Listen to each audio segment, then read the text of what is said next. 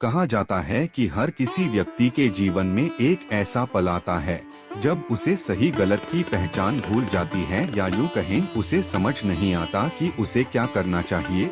ऐसे में कहा जाता है कि इन सभी समस्याओं का समाधान केवल एक ही जगह से मिल सकता है, और वो है श्रीमद्भागवत गीता। जी हाँ, कहा जाता है इंसान को अपने जीवन में कैसी भी असफलता का सामना क्यों न करना पड़े, अगर इसमें दिए गए श्री कृष्ण के उपदेशों को अपना ले तो उसका जीवन सुधर सकता है। मगर आजकल के भागदौड़ भरे इस जीवन में किसी के पास इतना समय नहीं है कि इसे पढ़ सके और ज्ञान प्राप्त कर पाए।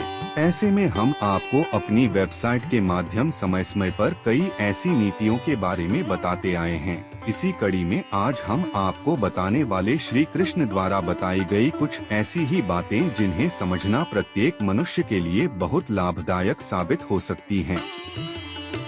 श्री कृष्ण कहते हैं कि प्रत्येक व्यक्ति को ब्रह्मा मुहूर्त में उठना चाहिए। संध्या होने के बाद जब रात्रि का अंधकार सारे संसार को धीरे धारे अपने अंधकार में निगलने लगता है, तो यही अंधकार ब्रह्मा मुहूर्त में भोर होने से ठीक पहले तनिक अधिक काला हो जाता है। ठीक ऐसा ही होता मानव जीवन। जब हमारे जीवन की समस्याएं अंत पर होती हैं, तो यही समस्याएं एक भीषण समस्या का रूप लेकर हमारे सामने चुनौती बनकर खड़ी हो जाती है। ऐसी परिस्थिति में अधिकतर लोग हार मान जाते हैं, परंतु अगर आप भय न खाएं, हार न माने, दृढ़ता के साथ खड़े रहें, अपने लक्ष्य पर आगे बढ़ते रहें, तो प्रकाश के रूप में हमारा स्वागत करने के लिए सूर्योदय हमारा स्वागत करता है।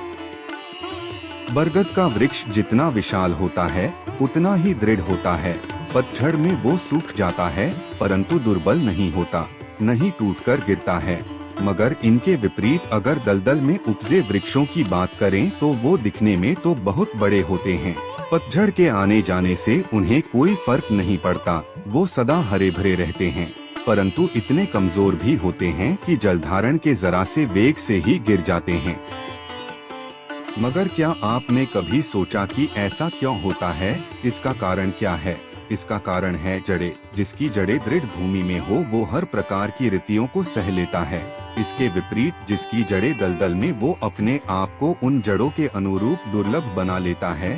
कुछ ऐसा ही होता है मनुष्य, जो अधर्म, असत्य, कुकर्म पर उपजा होता है, वो समय की एक मार भी नहीं सह पाता, और जो मनुष्य सत्य से उपजा है वो अपने जीवन की हर समस्या को पार कर जाता है। जिसका अर्थात ये हुआ कि ये आप पर निर्भर करता है कि आप क्या बनना चाहते हैं। हमारे जीवन में मित्र और शत्रु बड़ा महत्व रखते हैं। अगर गंभीरता से सोचा जाए तो कोई ऐसा क्षण नहीं जब हम अपने मित्रों और शत्रुओं के बारे में न सोचते हों। हमारा हर कार्य या तो हमारे मित्रों के हित के लिए होता है या अहित के लिए। हम हर स्थान या अपने मित्रों के साथ होते हैं या शत्रुओं के साथ। कोई नहीं चाहता कि उसका शत्रु खुश न रहे, बल्कि प्रत्येक व्यक्ति चाहता है उसका नाश हो जाए, जिसके लिए वो उसे हर तरह से हानि पहुंचाने की भी कोशिश करता है। परंतु एक ऐसा भी मंत्र है जिसमें अपनाकर आपके उपरोक्त काम नहीं करने पड़ेंगे और आपके सारे शत्रुओं का नाश भी हो जाएगा। और वो मंत्र है शत्रु को मित्र बनाना। जी हाँ, अगर हम अपने सारे शत्रुओं को मित्र बना लिया जाए तो जीवन खुद ही सरल हो जाएगा।